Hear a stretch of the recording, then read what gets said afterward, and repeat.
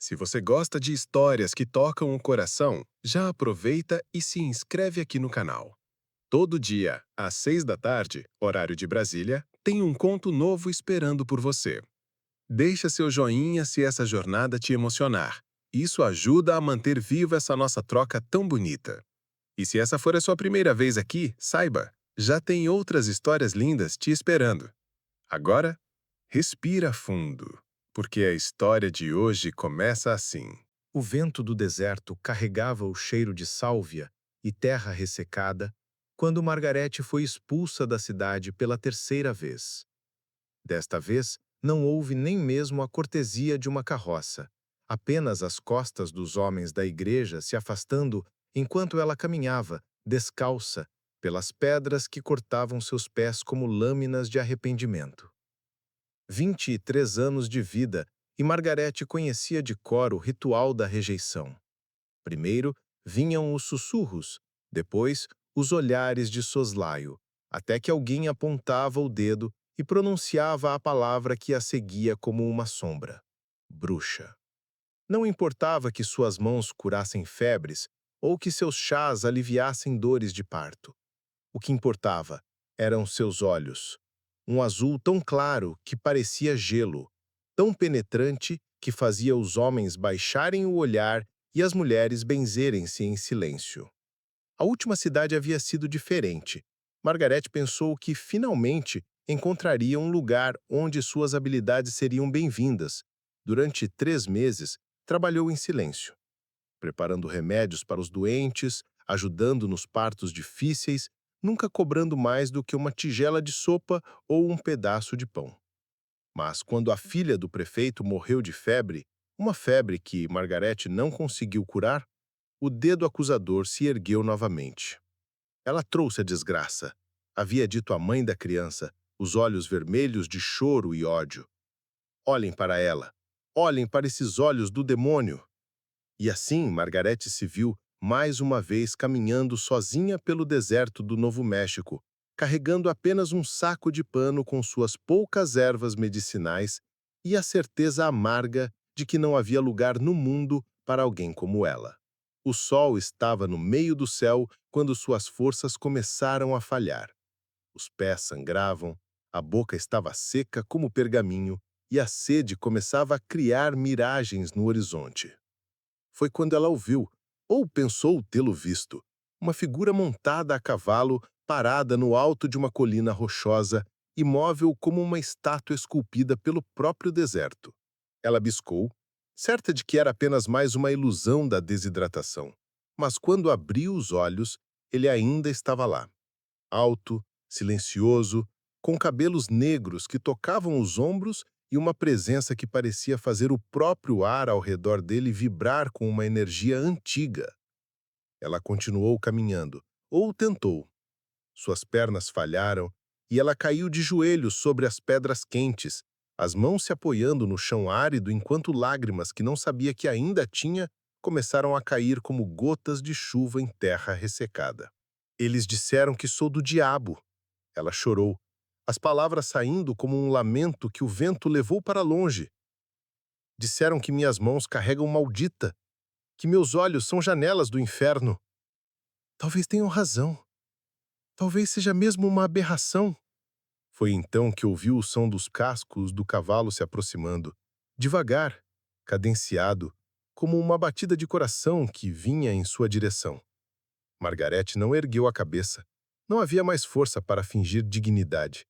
Se fosse mais um homem vindo para expulsá-la, que fizesse logo. Se fosse a morte vindo buscá-la, seria um alívio.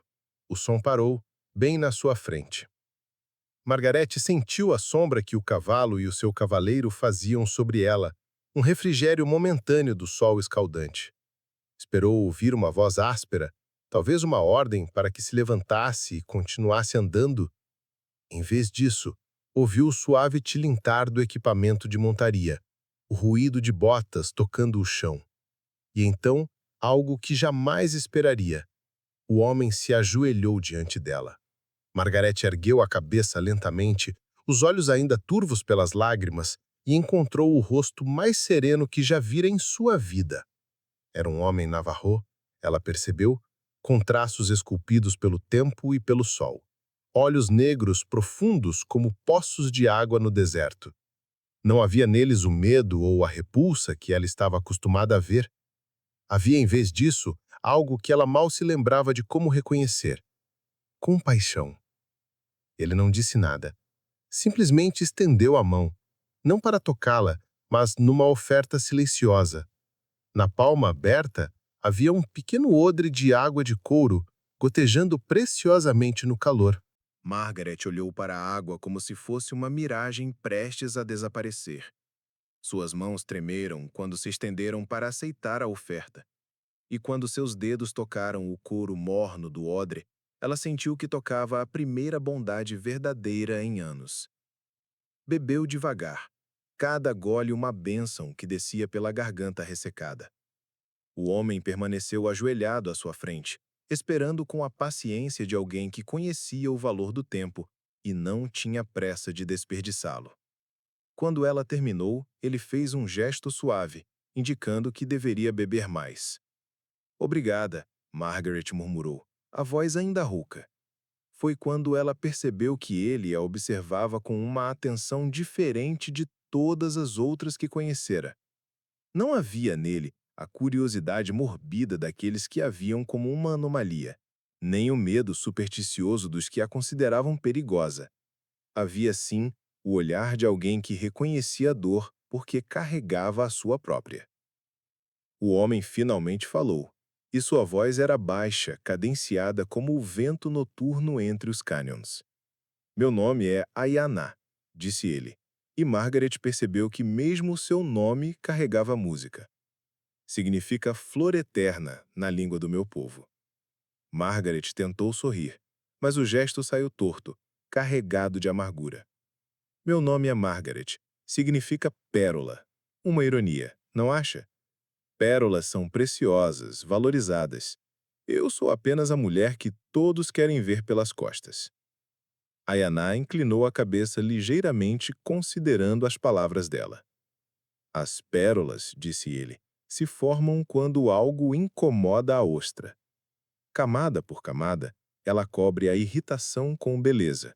O que parece dor se transforma na coisa mais valiosa que ela pode criar. Margaret sentiu algo se mover no peito. Não sabia se era a esperança ou apenas o eco de uma esperança morta há muito tempo.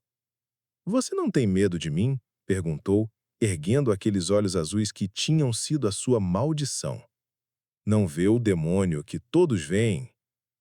Ayaná estudou-a por um longo momento, e Margaret se preparou para ver a mudança inevitável em sua expressão.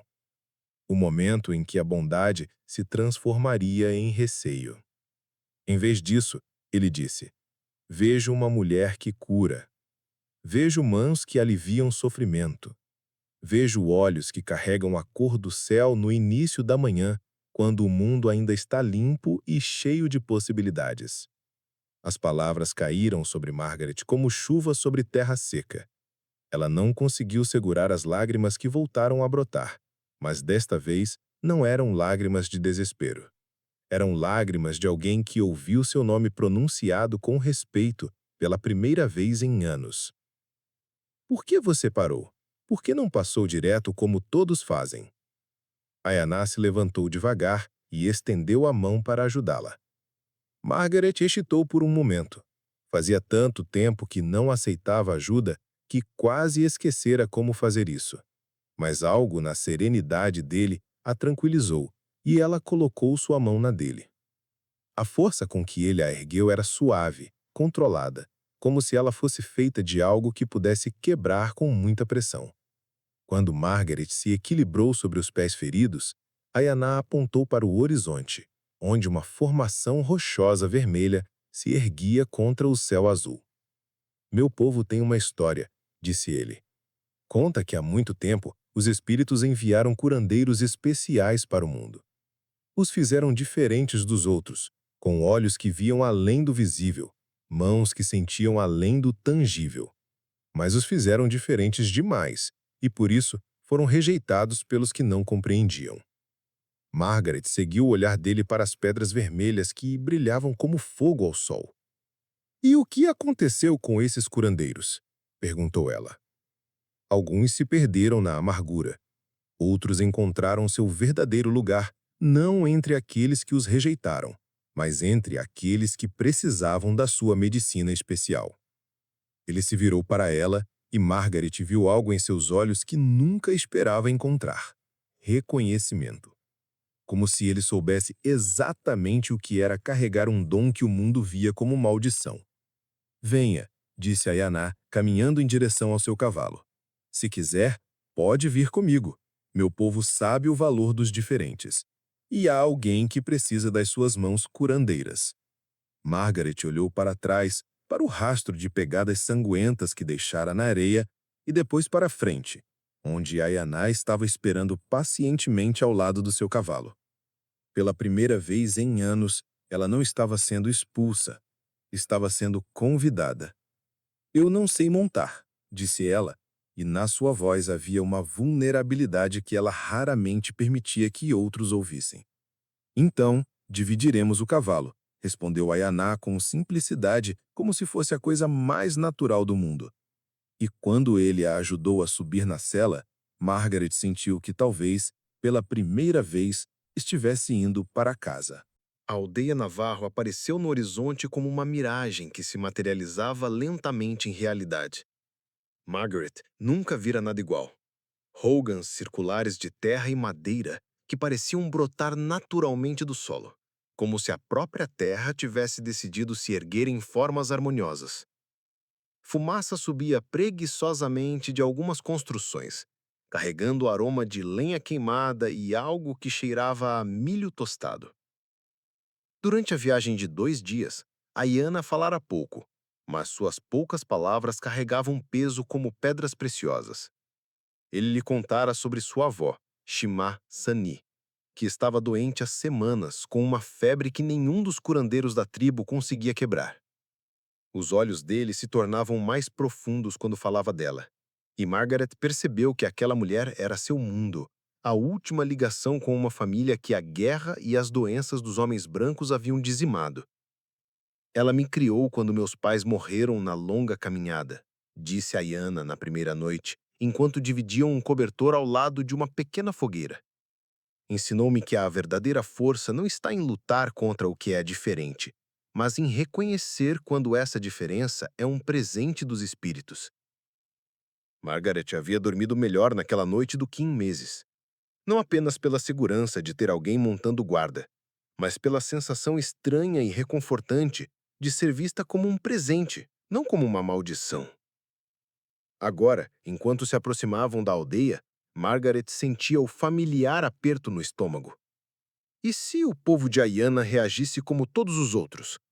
E se vissem nela a mesma aberração que os habitantes das cidades viam? Como se lesse seus pensamentos, Ayana diminuiu o passo do cavalo e olhou para ela por cima do ombro. Meu povo tem uma palavra, Hojo. Significa caminhar em beleza, em harmonia com todas as coisas. Eles verão você através dos meus olhos primeiro, e meus olhos não mentem. Quando entraram na aldeia, Margaret esperou os sussurros, os olhares de medo. Em vez disso, encontrou curiosidade respeitosa. Crianças correram ao encontro de Ayana, gritando seu nome com alegria, mas pararam a uma distância respeitosa. Não havia medo em seus olhos, apenas a cautela natural de quem foi ensinado a respeitar estranhos. Uma mulher de meia idade se aproximou, seus cabelos grisalhos trançados com contas de turquesa. Seus olhos se fixaram em Margaret por um longo momento, estudando-a com a intensidade de alguém que aprendeu a ler pessoas, como outros leem livros.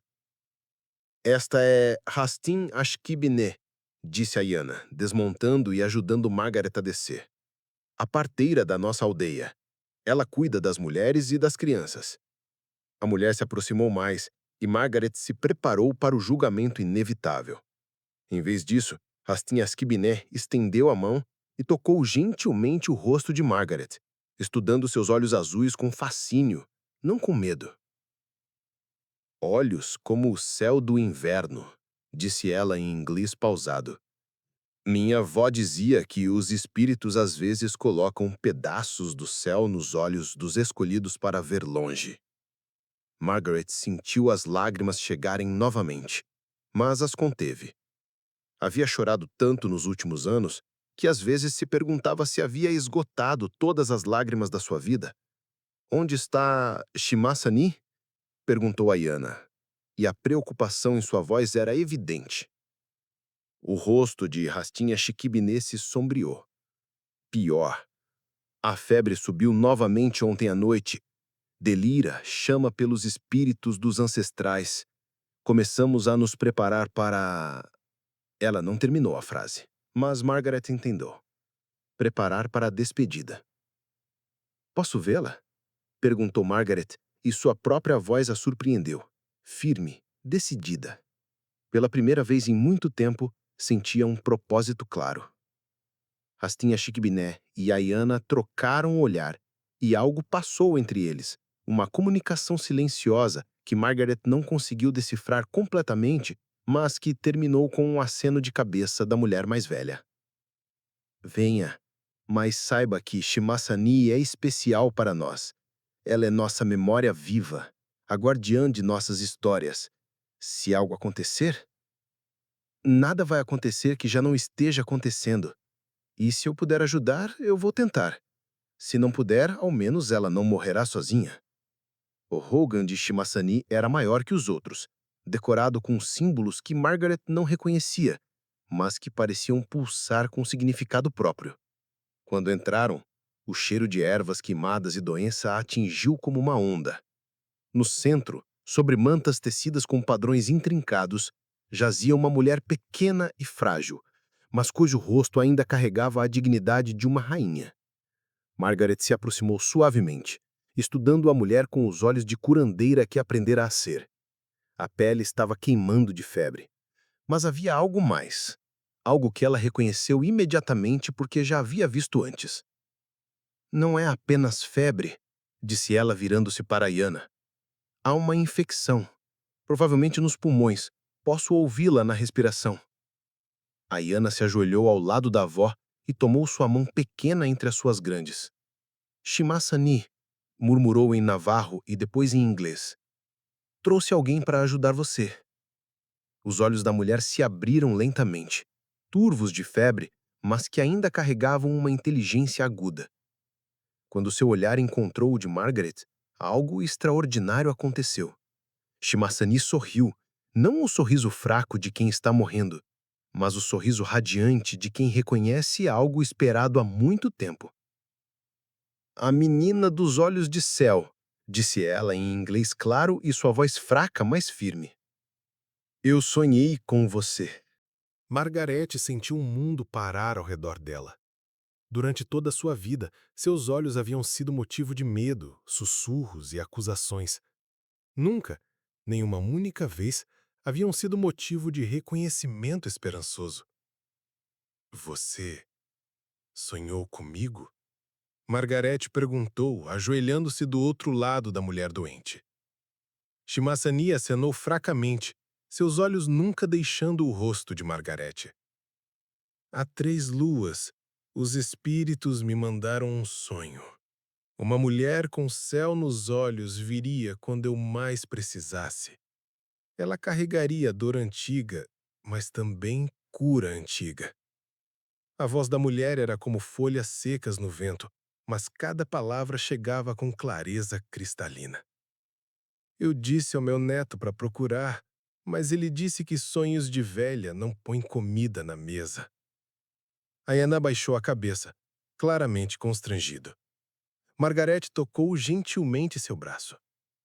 Às vezes, disse ela suavemente, os espíritos nos levam exatamente onde precisamos estar, mesmo quando não sabemos que estamos procurando. Margarete aproximou as mãos do peito de Shimasani, sentindo o calor da febre através do tecido. Fechou os olhos e deixou seus sentidos se aguçarem, um dom que aprendera a esconder, mas que agora podia usar livremente. Podia sentir a infecção como uma sombra escura nos pulmões da mulher. Podia ouvir o ritmo irregular do coração lutando contra a febre. Preciso de algumas coisas. disse Margarete, abrindo os olhos e olhando para Rastinhas Quibiné. Casca de salgueiro, se tiverem, ou qualquer coisa para baixar a febre. Eucalipto aumenta para os pulmões. E mel, o mais puro que conseguirem. Temos essas coisas, mas já tentamos todas. Não da maneira que eu faço, respondeu Margarete, e pela primeira vez em anos havia certeza em sua voz. Minha avó me ensinou combinações que ela aprendeu com sua avó, receitas que vieram da terra onde as bruxas eram curandeiras, não demônios. Enquanto Rastinhas Quibiné saía para buscar os ingredientes, Margarete ficou sozinha com Ayaná e Shimasani. A mulher idosa a observava com olhos que pareciam ver muito além da superfície. Você carregou muita dor, disse Shimasani, sua mão pequena e quente tocando o braço de Margarete. Posso ver nas linhas ao redor dos seus olhos, na curva dos seus ombros. Você aprendeu a se fazer pequena para caber no medo dos outros. Margarete sentiu as defesas que construíra ao longo dos anos começarem a se desmoronar sob aquele olhar compreensivo. Eles me chamavam de bruxa, admitiu ela. Diziam que eu era perigosa, que minhas curas eram obra do diabo. Comecei a acreditar neles. E agora? Perguntou Shimasani. Margarete olhou para Ayaná, que ouvia em silêncio respeitoso, depois de volta para a mulher doente. Agora, não sei mais. Seu neto me viu ajoelhada no deserto, rejeitada mais uma vez, e não viu uma bruxa. Viu alguém que precisava de ajuda. Você me olha e não vê o demônio. Vê alguém que pode curar. Talvez. Ela hesitou, as palavras se formando pela primeira vez.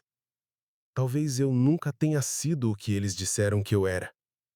Shimasani sorriu, e mesmo através da febre, seu sorriso carregava uma sabedoria que parecia ancestral. Meu povo tem uma história sobre a Mulher-Aranha que ensinou nosso povo a tecer. Ela era diferente, poderosa, incompreendida por muitos. Mas aqueles que aprenderam com ela descobriram que a sua diferença era exatamente o que os tornavam especiais. Ela apertou a mão de Margarete com força surpreendente. Você não é o que eles disseram. Você é o que os espíritos fizeram você ser. Rastinhas Quibiné voltou com as ervas e Margarete começou a trabalhar. Mas desta vez foi diferente. Não preparou os remédios escondidas, com pressa, com medo de ser descoberta.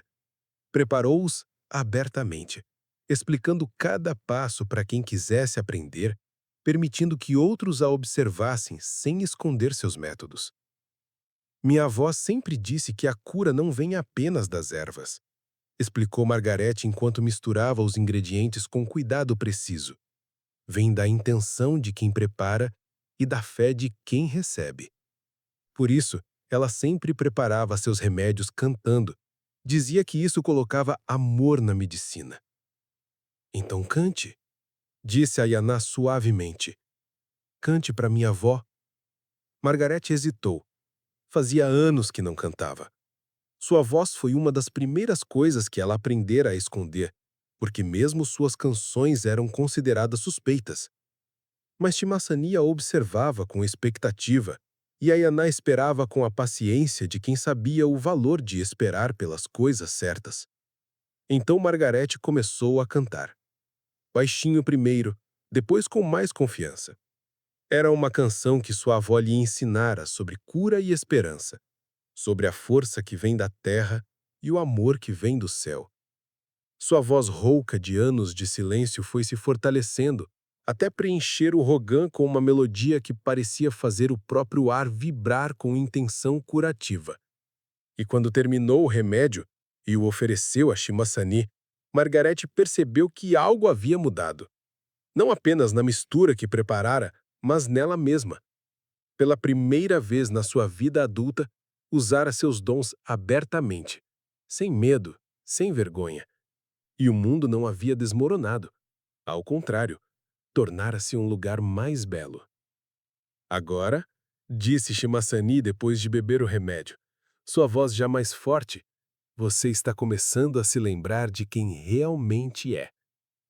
E Margarete, olhando para Ayaná, que a observava com algo que parecia admiração misturada com algo mais profundo, percebeu que talvez, finalmente, estivesse em casa.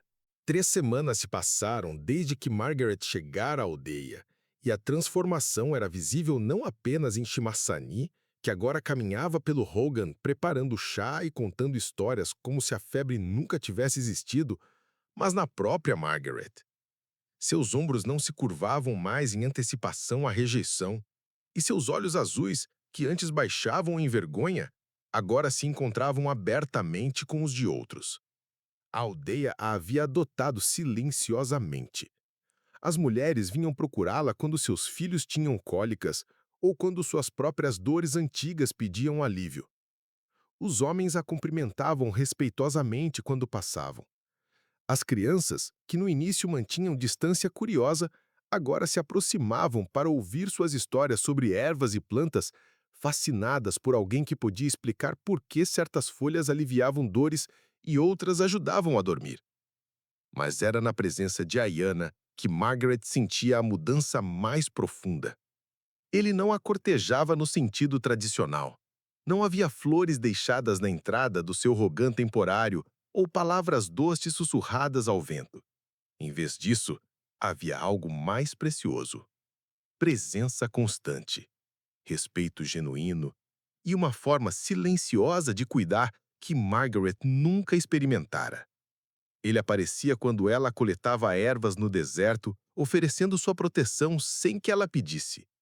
Trazia-lhe água fresca quando a via trabalhando sob o sol. Ouvia suas histórias sobre as plantas medicinais com a atenção de alguém que entendia que conhecimento era sagrado, não importa de onde viesse. Numa tarde, enquanto Margaret preparava um unguento para as articulações doloridas de um dos anciãos, Ayana se sentou próximo a ela, trabalhando em uma nova ponta de lança. O silêncio entre eles havia se tornado confortável, cheio de uma compreensão que dispensava palavras. Margaret, disse Ayana finalmente, e a forma como ele pronunciava o seu nome, suave, com reverência, fazia com que ela se lembrasse que era sim uma pérola, algo precioso formado através da pressão e do tempo. Sim. Eu preciso lhe contar algo sobre por que eu estava naquele lugar no deserto quando a encontrei. Margaret parou de misturar um unguento e o olhou. Havia algo em sua voz, uma hesitação que ela nunca ouvira antes.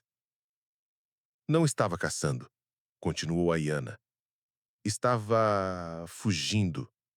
Havia recebido notícias de que soldados estavam vindo para nossa aldeia, querendo nos forçar a ir para a reservação. Eu estava indo buscar ajuda de outras tribos, formar uma resistência. Eu estava com raiva, cheio de planos de guerra, e então vi você. E percebi que havia algo mais importante do que lutar. Havia algo mais poderoso do que a guerra. Havia você, precisando de ajuda. Havia minha avó, precisando de cura. Havia a possibilidade de salvar, não de destruir. Margaret sentiu algo se mover no peito. Uma emoção tão nova e assustadora que ela quase não a reconheceu.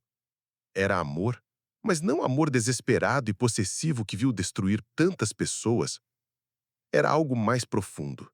O amor que vem do reconhecimento mútuo, da gratidão compartilhada e do respeito que cresce até se tornar devoção. Os soldados ainda podem vir, disse ela suavemente. Podem.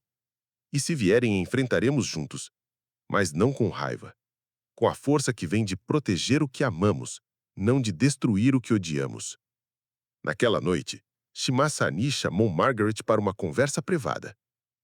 A anciã estava sentada do lado de fora de seu Hogan, olhando para as estrelas que brilhavam como diamantes espalhados no veludo negro do céu. Sente-se comigo, filha dos olhos de céu, disse ela, e Margaret percebeu que havia sido adotada não apenas pela aldeia, mas por aquela mulher em particular. Shimasani, eu queria lhe agradecer. Não. A mulher ergueu a mão. Não sou eu que deva ser agradecida? Você me salvou, sim, mas eu também a salvei. Nós nos salvamos uma às outras, como deve ser entre mulheres. Margaret sentou-se no chão ao lado da anciã, sentindo a areia ainda morna do dia sob suas pernas. Meu neto está apaixonado por você, disse Shimasani sem rodeios. Posso ver na forma como ele olha para você, como uma planta olha para o sol. E você? Margaret sentiu o rosto esquentar, mas não de vergonha, de algo parecido com felicidade. Eu não sei como amar sem medo, admitiu. Sempre tive medo de que se alguém me conhecesse realmente, me rejeitaria como os outros. E agora? Agora, Margaret olhou para as estrelas, procurando as palavras certas. Agora acho que aprendi a diferença entre ser conhecida e ser vista. A Yana me vê. Não apenas os pedaços que eu permito que vejam, mas toda eu. E não foge. Shimasane riu leve, um som como água correndo sobre pedras. O amor verdadeiro não é sobre não ter medo, menina.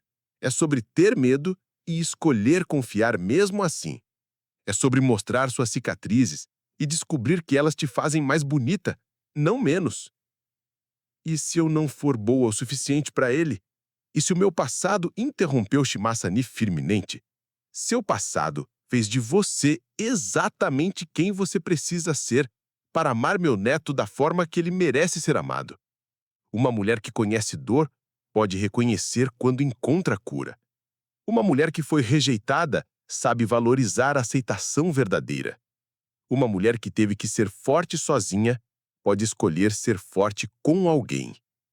Margaret sentiu ternuras por como aquela mulher a havia lido, sentindo-se como um livro aberto.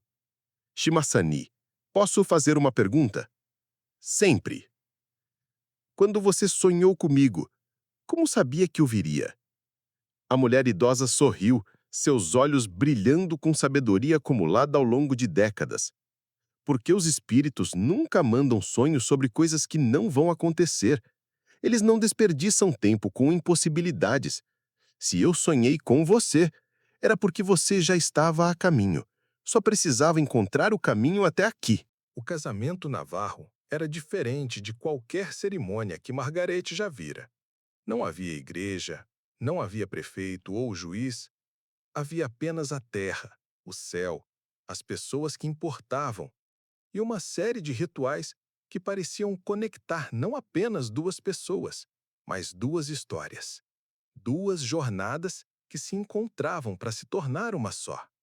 Margarete usava um vestido tecido pelas mulheres da aldeia, um presente que a fez chorar quando o viram pela primeira vez.